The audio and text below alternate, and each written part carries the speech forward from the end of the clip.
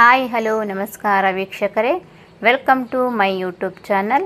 ನನ್ನ ಚಾನಲ್ನ ಸಬ್ಸ್ಕ್ರೈಬ್ ಮಾಡಿ, ಪಕ್ಕದಲ್ಲಿರುವ ಬೆಲ್ ಐಕಾನ್ನ ಒತ್ತಿ. ಇವತ್ತು ನಾನು ಬಾಳೆಹಣ್ಣಿನ ರಸಾಯನ ಮಾಡೋದು ಹೇಗೆ ಅಂತ ಹೇಳ್ಕೊಡ್ತಾ ಇದ್ದೀನಿ. ಇದು ತುಂಬಾ ಸಿಂಪಲ್ಲಾಗಿ ಮಾಡುವ ರೆಸಿಪಿ. ಮಾಡುವ ವಿಧಾನವನ್ನು ನೋಡೋಣ ಬನ್ನಿ.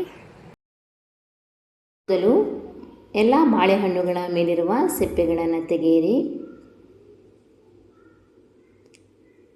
ನಂತರ ಇದನ್ನು ಒಂದು ಪ್ಲೇಟ್ನಲ್ಲಿ ಎತ್ತಿಟ್ಕೊಳ್ಳಿ.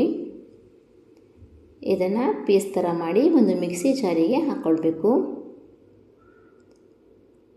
ಇದನ್ನು ಹಾಗೆ ಕೂಡ ಚಿಕ್ಕ ಚಿಕ್ಕ ಪೀಸ್ ಥರ ಮಾಡಿ ಫೋರ್ಕ್ ಸ್ಪೂನ್ನಿಂದ ಸ್ಮ್ಯಾಶ್ ಕೂಡ ಮಾಡ್ಬೋದು.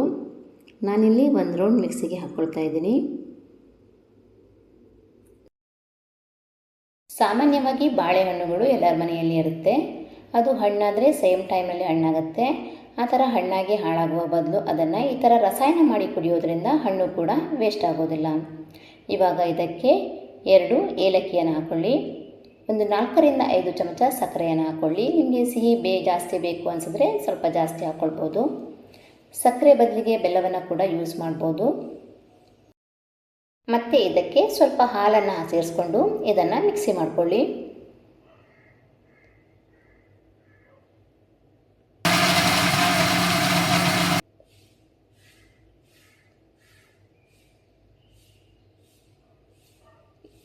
ಇಷ್ಟಾದರೆ ಸಾಕು. ಇವಾಗ ಇದನ್ನು ಒಂದು ಪಾತ್ರೆಗೆ ತೆಗೆದಿಟ್ಕೊಳ್ಳಿ. ಇದು ತುಂಬ ದಪ್ಪ ಇರೋದರಿಂದ ಇದಕ್ಕೆ ಸ್ವಲ್ಪ ಹಾಲನ್ನು ಮಿಕ್ಸ್ ಮಾಡ್ಕೊಳ್ಳಿ. ಹಾಲನ್ನು ಬಿಸಿ ಮಾಡಿ ತಣಿಸಿ ಹಾಕಿರೋದು. ಕೋಲ್ಡ್ ಇಷ್ಟಪಡುವವರು ಇದಕ್ಕೆ ಐಸ್ ಕ್ಯೂಬನ್ನು ಕೂಡ ಆ್ಯಡ್ ಮಾಡ್ಕೊಳ್ಬೋದು. ಇಲ್ಲಾಂದರೆ ಇದನ್ನು ಫ್ರಿಡ್ಜ್ನಲ್ಲಿ ಇಟ್ಟು ತಣ್ಣಗಾದ್ಮೇಲೆ ಕೂಡ ಇದನ್ನು ಕುಡಿಬೋದು. ಇದು ಇನ್ನೂ ಸ್ವಲ್ಪ ದಪ್ಪಗಿದೆ. ಇವಾಗ ಇದಕ್ಕೆ ಇನ್ನೂ 1 ಗ್ಲಾಸ್ ಹಾಲನ್ನು ಆ್ಯಡ್ ಮಾಡ್ಕೊಳ್ತಾ ಇದ್ದೀನಿ. ಇದನ್ನು ಚೆನ್ನಾಗಿ ಮಿಕ್ಸ್ ಮಾಡಿ. ಈ ಹದದಲ್ಲಿದ್ದರೆ ಸಾಕು. ಇದು ಇವಾಗ ಆಗಿದೆ. ಇವಾಗ ಇದಕ್ಕೆ ಲಾಸ್ಟಲ್ಲಿ ಗೋಡಂಬಿಯನ್ನು ಫ್ರೈ ಮಾಡಿ ಹಾಕಬೇಕು. ಗ್ಯಾಸನ್ನು ಲೋ ಫ್ಲೇಮಲ್ಲಿ ಇಟ್ಕೊಂಡು ಫ್ರೈ ಮಾಡಿ. ರಸಾಯನ ಕುಡಿತಾ ಇರಬೇಕಿದ್ರೆ ಗೋಡಂಬಿ ಸಿಗ್ತಾ ಇದ್ದರೆ ಟೇಸ್ಟ್ ಚೆನ್ನಾಗಿರುತ್ತೆ. ಗೋಡಂಬಿಯ ಜೊತೆ ಬೇಕಿದ್ರೆ ಬಾದಾಮಿಯನ್ನು ಯೂಸ್ ಮಾಡ್ಬೋದು. ದ್ರಾಕ್ಷಿಯನ್ನು ಯೂಸ್ ಮಾಡಬೇಡಿ, ಇದು ಹುಳಿ ಥರ ಬರುತ್ತೆ. ಇದು ಫ್ರೈ ಆಗಿದ ಮೇಲೆ ಇಮಿಡಿಯೇಟ್ ಯೂಸ್ ಮಾಡಬೇಡಿ. ಸ್ವಲ್ಪ ತಣ್ಣಗಾದ ಮೇಲೆ ಯೂಸ್ ಮಾಡಿದ್ರೆ ಇದು ಕ್ರಿಸ್ಪಿಯಾಗಿ ಬಂದಿರುತ್ತೆ. ಇವಾಗ ಇದನ್ನು ರಸಾಯನಕ್ಕೆ ಆ್ಯಡ್ ಮಾಡ್ಕೊಳ್ಬೇಕು.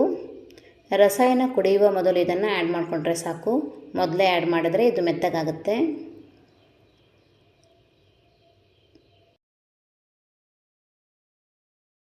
ಬೇಸಿಗೆ ಕಾಲದಲ್ಲಿ ಇದನ್ನು ಜಾಸ್ತಿಯಾಗಿ ಕುಡಿತಾ ಇರ್ತಾರೆ. ಈ ಥರ ಸಿಂಪಲ್ಲಾಗಿ ಮಾಡಿರುವ ಬಾಳೆಹಣ್ಣಿನ ರಸಾಯನದ ರೆಸಿಪಿ ನಿಮಗೆ ಇಷ್ಟ ಆದರೆ ಪ್ಲೀಸ್ ಲೈಕ್ ಕೊಡೋದನ್ನು ಮರಿಬೇಡಿ. ಹಾಗೆ ನನ್ನ ಚಾನಲ್ನ ಸಬ್ಸ್ಕ್ರೈಬ್ ಮಾಡಿ, ಫ್ಯಾಮಿಲಿ ಮತ್ತು ಫ್ರೆಂಡ್ಸ್ ಜೊತೆ ಶೇರ್ ಮಾಡಿ. Thank you.